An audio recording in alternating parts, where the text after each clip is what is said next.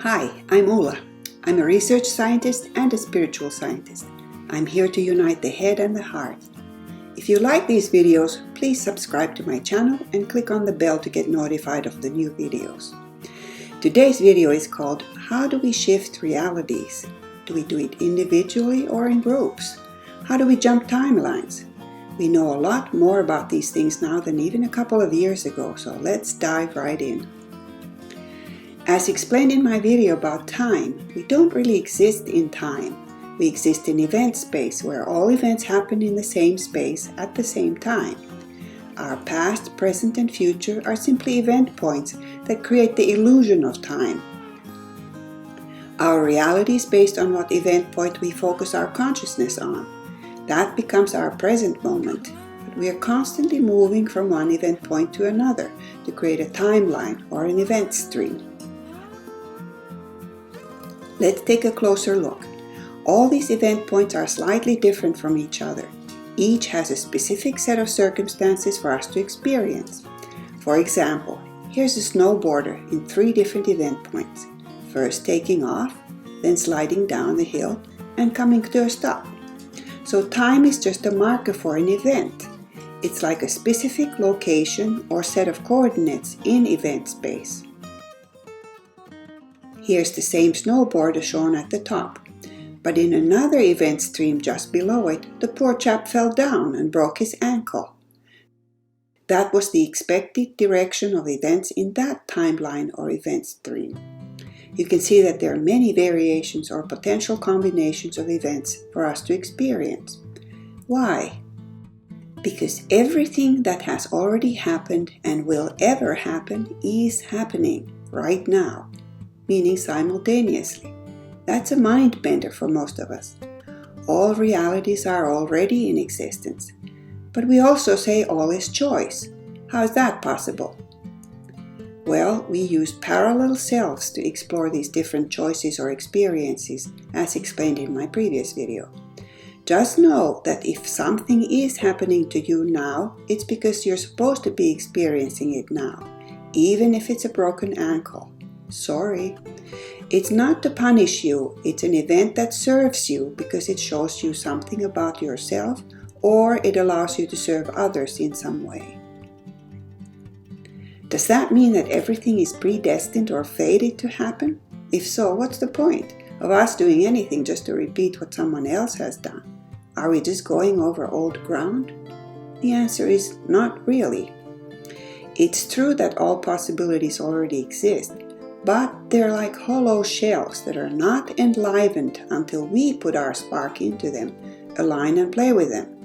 Not only that, but when we interact with these possibilities, we can add and subtract and modify these realities. Then they'll be in place for those who come after us, and they can play with them as they wish. How do we create things? It all starts with a desire, which is like wishful thinking. We can have desires for a partner, a house, a yacht, whatever, but it's not a done deal until we make a commitment or an intention to make it happen. Then we have thoughts about how to make it happen, and then we have to take action to make it so, to manifest the circumstance by stepping into a situation to see what it feels like. Then we decide if we want to stay there or course correct and move on to another experience. That's how we create everything. What kind of realities are there? Here's the smallest reality we can create. It's an individualized reality that is created by our mindset. It's an event bubble with an environment that we can perceive and interact with. Here's a little girl who has created a joyful and magical reality around herself. It's specific to her, but also interacts with higher levels of reality. Here's an example of a young couple that just broke up. They used to be inside a shared, locally individualized reality, which is created by a small group of people. When they broke up, that event bubble imploded and shattered like their hearts. Now they're sitting in their own individualized realities again, mourning the loss of love. These local realities are very fluid. They can be created and dissolved in an instant. We also create so-called local realities with other people. They could be the size of a neighborhood, a city, or a country. They can also be a virtual or internet community where people interact with each other using social media without being physically present with each other. Then there are even bigger realities. A global reality may be the size of a planet or a galaxy. Beyond that, we have universal and multiversal realities and an overall reality that we don't need to worry about, even though we are part of them as well. All these realities are interconnected or blended and harmonized with each other. They coexist within and without each other. The question is, where do you put your spark of consciousness? Which realities do you want to support and amplify with your sentient energies?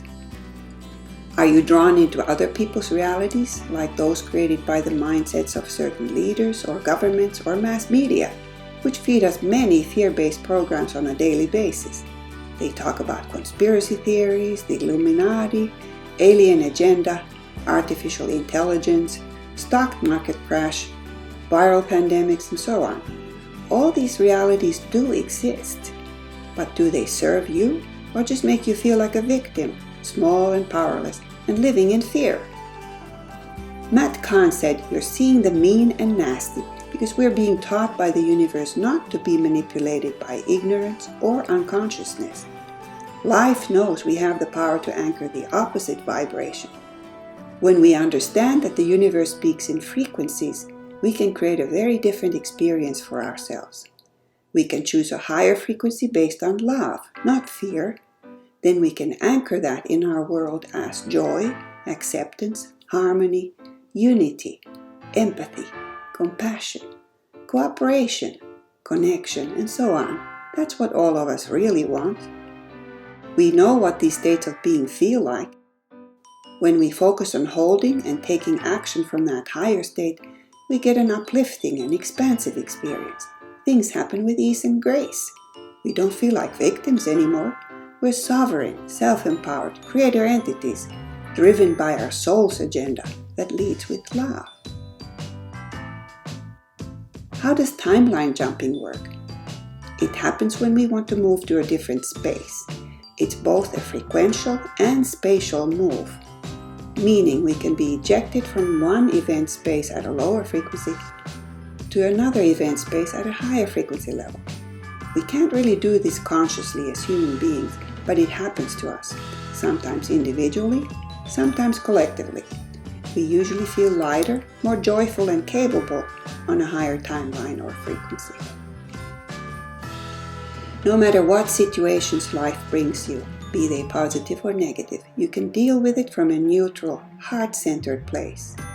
Interestingly, this jump also affects how we perceive time. Time seems to speed up when we go up the frequencies. Wendy Kennedy said 20 years ago we had a 24-hour day. Things happened more slowly.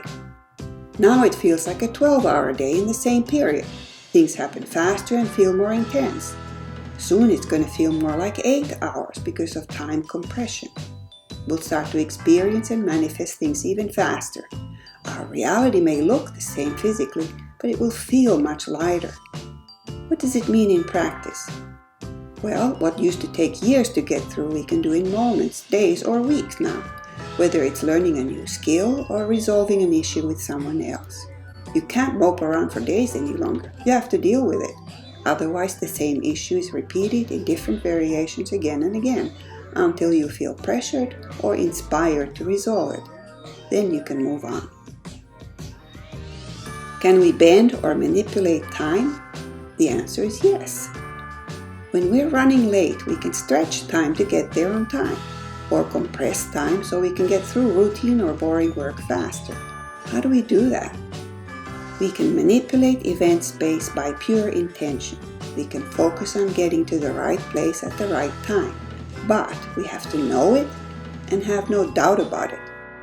We can learn to work energetically in the flow, to step out of time intuitively. That's where we're headed.